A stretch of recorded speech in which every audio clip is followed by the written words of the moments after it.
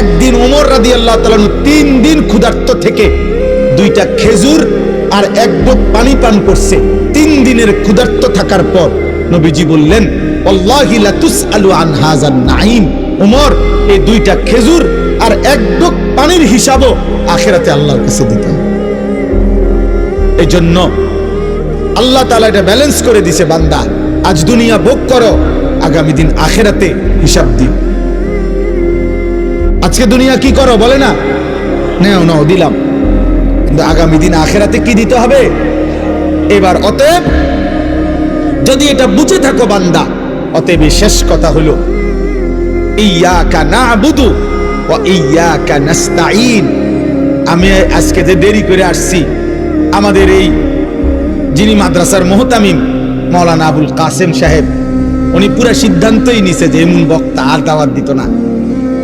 এটা ওনার ফায়সালা, ওনার এটা বুঝাইয়া গেছে। এই জন্য আজকে একটু বাড়াইয়া ওয়াজ করে দিলাম, আর যদি সুযোগ না পাই। তো এই জন্য বললাম ইয়াকা না'বুদু ওয়া ইয়াকা নাস্তাঈন।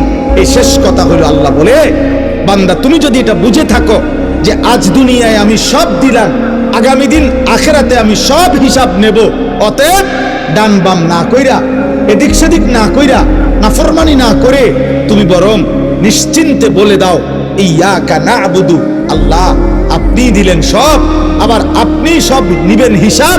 তাইলে এদিক সেদিক না করে আমি নিশ্চিন্তে বলতেছি, আল্লাহ আমি আপনার গোলামি করব। ইয়াকা না'বুদু, আপনার গোলামি করব। খুদা এদিক সেদিক যাইয়া লাভ নাই।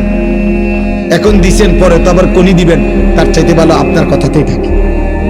তবে ওয়া ইয়াকা নাস্তাঈন, আল্লাহ একটা শুধু আপনার কাছে চাওয়া যে আমি দুর্বল, আমি অসহায়, আমি আপনার বান্দা, আপনি আমার মালিক, অতএব আমি আপনার কাছে সাহায্য প্রার্থনা করি, আপনি আমারে সাহায্য করেন।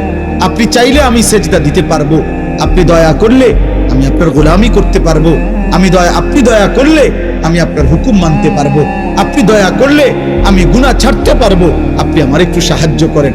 খোদার কসম, হাদিসে আছে, নবীজি বলছেন, আল্লাহ বলছেন হাদিসে কুদসি সূরা ফাতিহার জবাবে, বান্দা যদি দিল থেকে সূরা ফাতিহা বলতে পারে, ইখলাসের সাথে সূরা ফাতিহা পড়ে, মনোযোগ দিয়ে সূরা ফাতিহা পড়ে, বাস্তবিক করতে চাওয়ার নিয়তে সূরা ফাতিহা পড়ে, আল্লাহর কসম, আল্লাহ নিজে ওয়াদা দিছে, ওয়ালি আবদি মা সাআলা, আমি আল্লাহ ওয়াদা দিলাম সূরা ফাতিহার মাধ্যমে আমার বান্দা যা চাইছে আমি শতভাগ তাকে দেব।